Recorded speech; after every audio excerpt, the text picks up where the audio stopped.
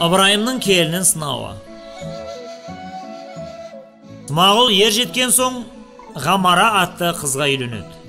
Бірде Ыбырайым пайғамбар келінін сынау үшін ұлының үйіне диуананың киімін киіп қонаққа келеді. Келіні қонақты көріп қабақштады. Оған суып қалған шай береді. Дастарханы, ыдыс аяғы лас екен.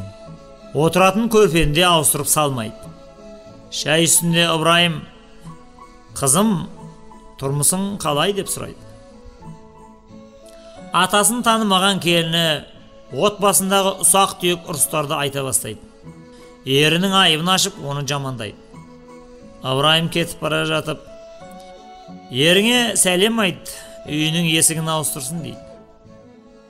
Әкесінің сәлемін естігенде Смағұл: «Әкемнің көңілінен шықпаған екенсің» деп отыра кетті дейді. Смағұл бағын екінші рет сынамақ болып, Хәлә атты қызға үйленеді. Ыбырайым келінін сынау үшін тағы да диуана кейпінде қонаққа келеді.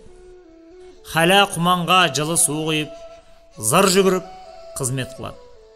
Алдына барын тосады, астына қалың көрпе төсейді. Жүгі жинаулы, ыдыс аяғы мұнтаздай таза екен. Келіннің де қабағы ашық, көңілі жарқын екен.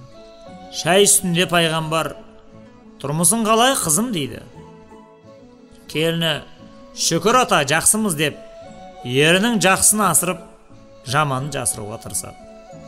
Оның иба ізетіне сүйсінген атасы: «Еріңе айт, үйдің есігін жақсы сақтасын» деп сәлем айтады.